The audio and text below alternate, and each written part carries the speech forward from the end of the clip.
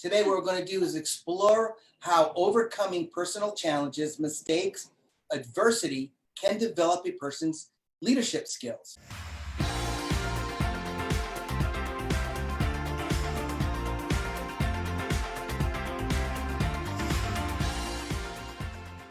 Good evening, Leader Club family. We are super excited to be with you all tonight. I am joined tonight for a little bit different. Normally it's just myself or Michael that's been hosting a lot of the talks, but I'm joined with my beautiful bride, Ashley, as we are excited to bring in one of our favorite couples that we've got to preview speak in some videos. So Ashley and I got our John Maxwell certifications earlier this year, back in August, and at this event, the couple that is about to come on tonight that we've been telling you all about, Michael and Lisa White, they were at the same group at this virtual event that we had with John Maxwell.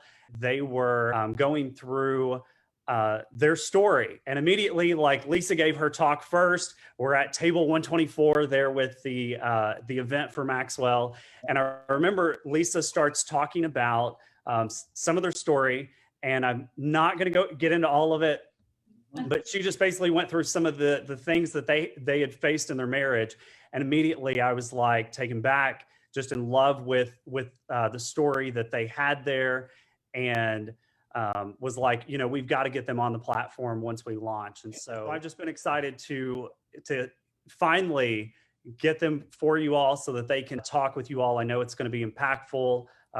They're intense, they're funny, they're entertaining, just all at the same time. So we're excited for them to come on and speak, and it's going to be good. You got anything to add?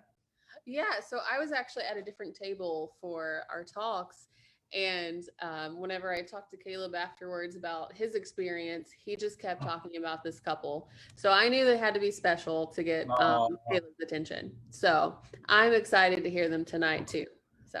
All right, Michael and Lisa, take it away. We'll come on at the end for some Q&A.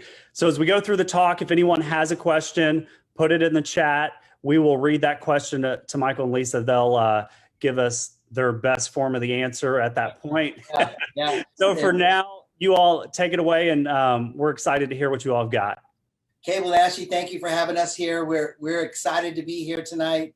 You know, we've been looking forward to kind of sharing a little bit of our story regarding leadership, and we'll kind of go for. And she's the intense one. It's not me at all. It's her.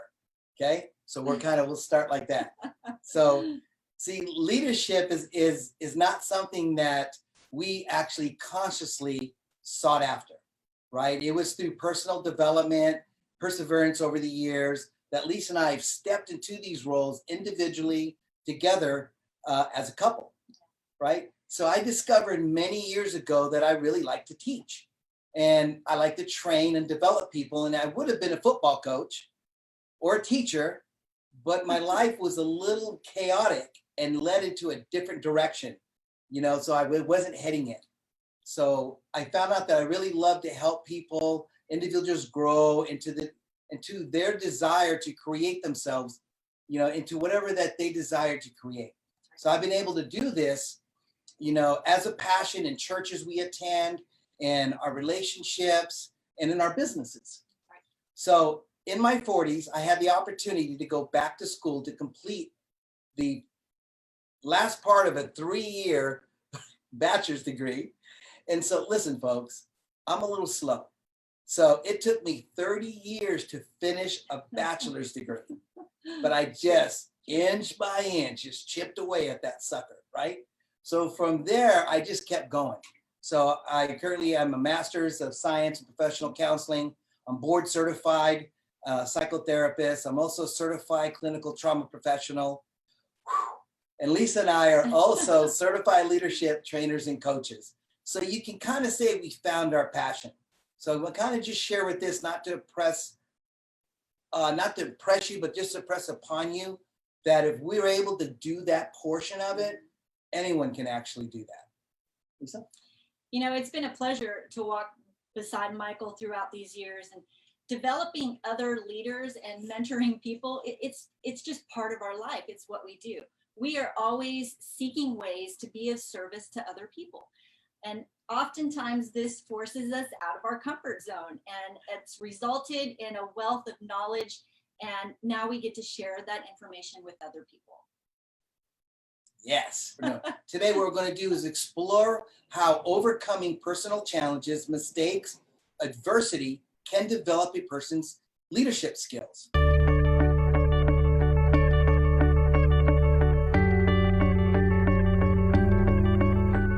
We believe that that's one thing that's overlooked. An individual who has awareness, who understands acceptance, right, and the ability to take action can be an effective leader. They setting themselves apart in handling any future business challenges, personal interactions, and be taught to be empathetic in countless areas. Many of the leaders today, we feel, are just not equipped for the onslaught of challenges that arise in their positions. Overcoming adversities, it's a tremendous value to leaders, and it teaches you to be responsive and resilient and adaptable. Yeah, must. It's a must. Got to be adapt, right? And you can't hide from adversity, and it's often unexpectedly just thrown at you. So let me illustrate. So, everyone out in the audience, who here really likes to sleep when it's cold and dark? We do. We do, right? And in Arizona, we get dark. We don't get cold a lot, so we really enjoy it. So we do. So it was one night just like that out of Denver, Colorado, where we used to live. Lisa was sound asleep, and I've done this every night since I worked in the telecom industry at that time, is I would hang my suit up for the next day. It was pitch black, and there was just a light shining through the window that came from the street. So it looked like it put a shadow on the wall at the foot of my bed. And so as I was rolling over, it looked like my suit. And, I don't know what I was thinking, but as I rolled over, I just grabbed a pillow because I had a lot of pillows. I love to sleep with pillows. And I just tossed it at the shadow. The shadow had a flashlight, and it put the flashlight on right in my face with a scream. Ah! I was shocked. I don't know what was going on. And instead of running out, pitch black, I saw this flashlight running around to my side of the bed. I didn't have any time to think. I just rolled out of bed, instinct took over, and I just fight this flashlight, and I grabbed whoever it was, and I was driving them into the back of the room. How did you get in here? That's the first thing I heard that night. I thought Mike was having a bad dream until I opened up my eyes and I saw the light traveling around the foot of the bed. And it only took a split second for me to realize, oh my gosh, there is someone in our house. Now, I'm a fighter, and I jumped right into the battle of our lives, but we couldn't see this person in the dark, and we really had no idea really what we were in for that night. As I was fighting this guy, I suddenly felt him getting really strong. And so as I had my knees on his shoulder, he was able to flip me over, and we fell into our little bathroom doorway. And Lisa jumped on. So there we were in the middle of the doorway. He was sandwiched in between us. I had it really close to my ear, and Lisa was choking him from behind. And all of a sudden I felt this just uncomfortable pressure and intense pain on my left side. And I said, "What is that?" And he said, "It's a knife." Once I heard that he had a knife, I tried so hard to get it out of his hand, but it was slippery and wet. I couldn't get a hold of it. And I knew that Mike was quickly bleeding out. So I said, the first thing that came into my mind, we have a silent alarm. You've triggered it. The police are on their way. They're going to be here waiting for you upstairs. You're not getting away. You might as well just give up. Mm-hmm. Now, this was a complete lie, but I said it over and over again until I got this guy to agree that if I let him go, he would leave. And every second counted. I knew that at that moment. So I picked him up with all of my strength and I pushed him to the door, and he did leave. And it took 4 minutes to tick away on our bedside clock for our lives to change forever. You okay? I'm good. In those 4 minutes, the damage was immense. I was stabbed 9 times in my back, and I was cut 7 times throughout my body just trying to fight this guy off. And somehow I never lost consciousness as I watched and listened to Lisa work on getting this guy out of the house. I remember sitting there on the floor when the first officer walked up and just stood over me, stared, shocked in disbelief as I lay there just trying to breathe. I thought I was having an asthma attack, but what was happening is when she pulled the knife out of my diaphragm. I remember the paramedics coming, and as they laid me flat on the ground and they put me on the stretcher and put my head and everything, and they started taking me out of the front door. And as they take me out the front door, I looked up at the clear night sky. The stars were amazing. I felt a cold winter breeze, because I only had a thin blanket on, cover my entire body. And like, isn't it funny what you remember in some intense, stressful moments? So my parents came to pick up our son. They lived pretty close to us at that time. And they said when they came around the corner into the cul-de-sac, it was lit up like a Christmas parade from all of the first responders. And I remember that I told my mom, please pray for Mike, because I truly believe he was not going to make it. He had lost so much blood. So they diverted me to a different hospital 40 minutes away. I remember asking the paramedics like 20 times what their names were so that I could, respectfully thank them when this was all over. Send a thank you card. But they got me to the hospital and they treated my stab wounds. I had a big gash in my head, 2 really nasty bites from where I tried to pull them off of Mike. But they kept me there for like a really, really long time. And it wasn't until later I learned that they thought this was a domestic dispute and I was the suspect. Yep. Meanwhile, I was being rushed through the ER and through the hospital and getting prepped for surgery. Everything in that room was so loud. There was just so much chaos as they gathered my stats and started to hook me up to all kinds of machines. And then this is the only way I can explain it. And then something just strange happened. As it looked like I was dying, my vision was getting smaller and smaller and smaller. So was the noise in the room. It was getting quieter and quieter and quieter. And the only way I can explain it is that I was in this misty place, this gray, misty place that was muted. I didn't feel any pain. It was quiet. And I just thinking back, years later, I remember thinking, I'm not ready yet. I'm not ready. And like a loud thunder, I was back into the emergency room and the machines were going off and it was loud. And I remember this one guy come through and goes, why is my patient still awake? Everybody shut up and do your job. And just like that, I was out. That's not where I wanted to be that night.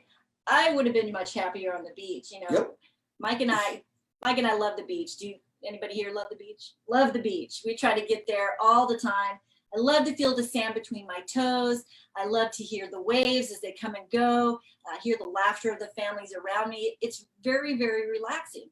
So we spent our wedding and our honeymoon in Maui. So over the years, though, Mike and I have realized that those waves that we've been watching, they're a lot like the adversities that we face in life. Now, some are really small. They lap at our ankles, hardly notice. Some are a little bit bigger and they might sweep us off our feet, but we get back up. And some will knock you on your butt and pull you under. That one knocked us on our butt and pulled us under for a very long time. We share that with you because that's a moment in time. But the after effects took almost a decade for us to recover. So I want to ask you, what kind of challenges have you been able to overcome in your personal and business life? When reflecting on them now, did you grow? Did they grow into a tsunami by ignoring them? Or did you come out better by going through it? That's a great point. Problems, they can become powerful. They can become like a tsunami if you ignore them. You can't really see them coming out in the distance, but then once they're upon you, they destroy everything in their path, leaving you to pick up the pieces, just like it did for us that night. So we're often asked, man, how did you get through it? How did you manage to stay married when your world is caving in around you? Mhm. You know, we have all faced challenges. You may be going through one right now. Mhm. Everyone at one time or another has Mhm. been overwhelmed Mhm. or has the need to pick up the pieces just to move forward. But Mhm. where do you start? You know, so we want to share with you a part of our process for Mhm. overcoming our challenges so Mhm. that you can move from surviving to thriving, whether it's either business or personal related. Absolutely. And how did we stay together? As my Puerto Rican friend Steve Maldonado used to say, duct tape. So what do you ask yourself as a leader? You know, are you aware of the issues that you're facing? Have you accepted the effects that they're having on you? You know, what actions are you taking to solve them? You know, awareness, acceptance, and action are three concepts we're going to explore with you today, because there's no one on earth who can fully be prepared for any type of adversity or know what kind of tsunami that might wash up on their doorstep.